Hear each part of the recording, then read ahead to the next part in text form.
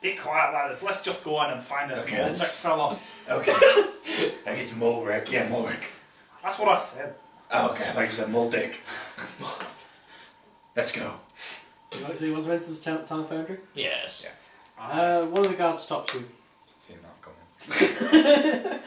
What is your purpose here? After Mulrick. Mind your own fuck all. Well, We are going to get killed. we're looking for Mulrick. What's your purpose with Morik? To talk to him. He got some bugs. Bug eggs. Thanks. You hear about the bugs. He stands to his side and lets you in. Thank you. I tip my hair to him. I'm gonna flick my hair at You take your hair off. Tip my beard. What? I was gonna walk by him. I would be scared. Like, if that With a happened. huge flail. Yeah. Okay, let's go in then. Because you're worth it.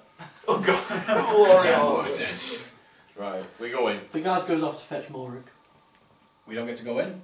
Well, yeah, he lets you in. Oh, we're following him And in. then you're in like the lobby, and there's like tables around. You know, you can sit. Okay. You can sit on the tables if you want. Can we look around? Slap See what's around. Okay, you look around. There's a strong smell of burning ore.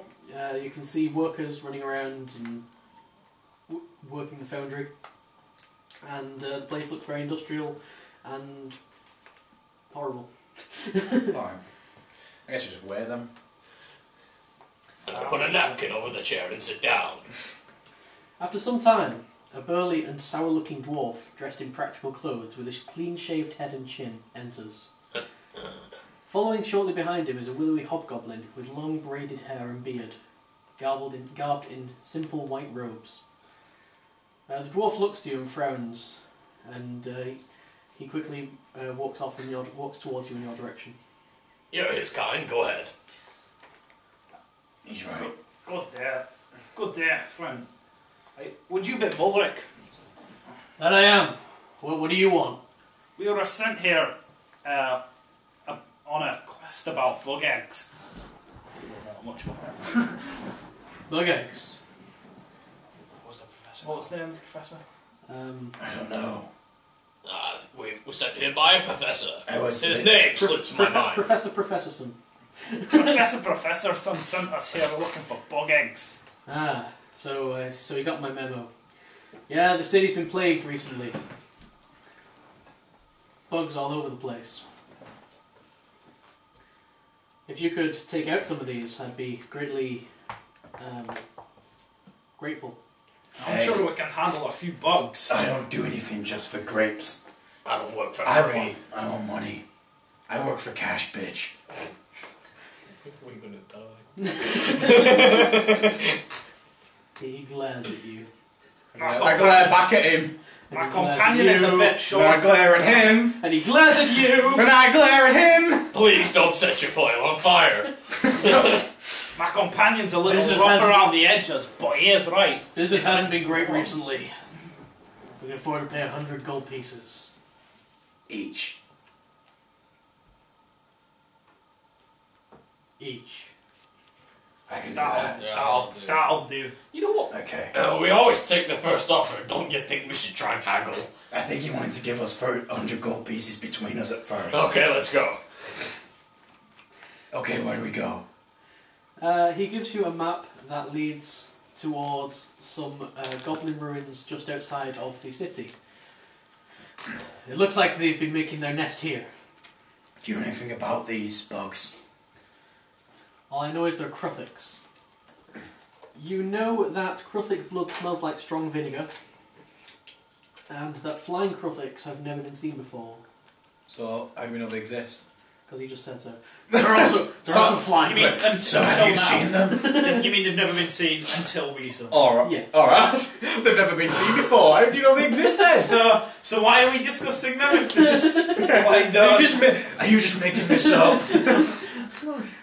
Right.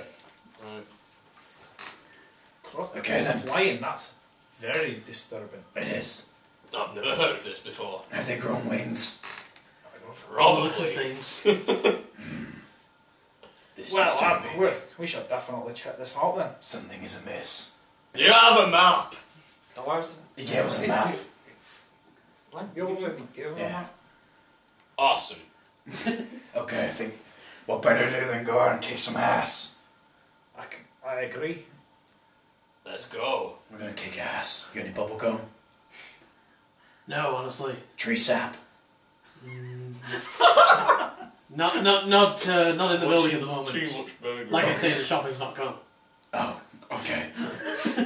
Alright, well, we're gonna, at this point, when it agrees, we're just gonna head out. Yeah, We'll head out. We'll head towards the, if we can leave and go towards the place. You follow the map. The map leads you to a cave in the side of some cliffs.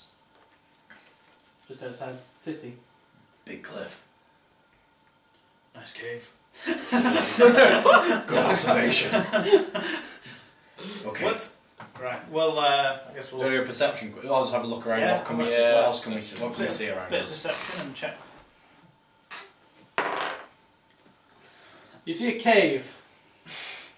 Hey, I'm going to approach the entrance of the cave. my perception tells me that this is just a cave.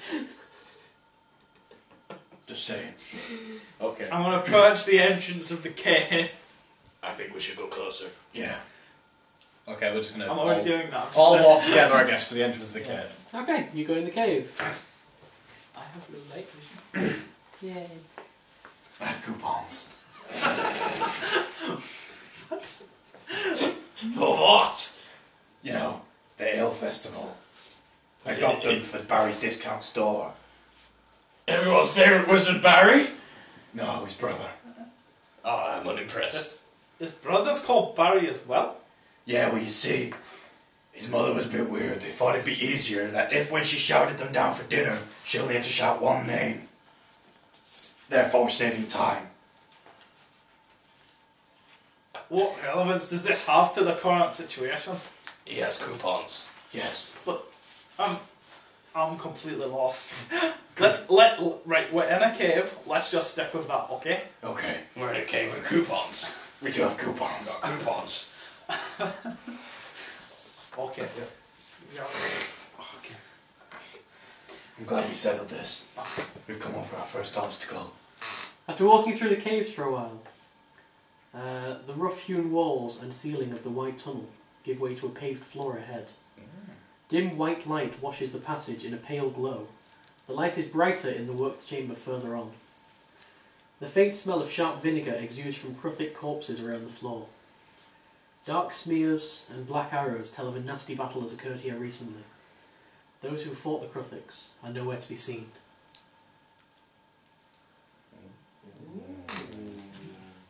Mystery. Okay. Shall we do... Can we have a look around on the corpse, see if there's anything of value or anything informative as to what's happened? Perception? Yeah, it's perception check. 0. 0. Where? Oh, sorry, perception. Yeah, 0. From somewhere in the distance, you can hear the grinding sound of stone on stone. Just me. Yes. There's a grinding sound. Can you not hear that? No. Well, now you mention it, I think I can. Carry on. Okay then. You enter a chamber. White motes of light hover in the corner alcoves of this worked chamber, which appears to be the entry to an old tomb. In its centre is a pile of blackened skulls, held in place by a low, rune-scribed iron barrier. A tattered red banner hangs from a shining steel shaft that rises from the west side of the barrier. On the western wall, the doors of the tomb's original entrance have given way to encroaching earth. Part of a dark iron door lies near a pile of rock, and another part is half buried in that pile. Pillars hold up the high vaulted ceiling. Alcoves line the eastern wall and the northern part of the west wall, each holding a scattering of old bones. A staircase ascends in the centre of the far wall to closed iron double doors, which will be up here. Okay. All the walls bear carvings of geometric patterns and scenes of goblins at war, work and play. There are also, around the room, 4 Cruthic tunnels piercing the walls. We can't fit through them. The tunnel's not like we can't get through them. You cannot get through them. Alright. I think we're going to get attacked in here. Yeah, probably. What do you say we go and investigate that altar? That sounds like a good idea. Aye, I agree. Okay, so we'll Right, I guess well, I'll just go a little bit ahead because he was on the tanky type thing, and all We'll go. follow close behind. Yeah, and go and investigate. And Yeah, yeah. have a look at this. I'm right behind him. Yeah, there we go. Okay. A tapping sound, like falling rain, warns you of an impending Kruthic attack from the tunnels in the walls. I hear them coming. Get ready, laddies. It's time to fight. You like a stingy line. Let's kick ass. Alright, well I guess I'm just gonna, draw my flail. Set it on fire. Oh yeah, hold on, I'll just set it on fire. I forgot to buy some alcohol so I can do that. Oh yeah, you did. Yeah. we go back to I want you to get some alcohol and then pour it on my flail and then set it on fire. Ah. Fair enough. Convert it to a flame weapon. Add some fire damage Yeah. on top of your other normal damage. Plus, it would have been amazing. It would have been It would have I'm been. so very glad you didn't guess.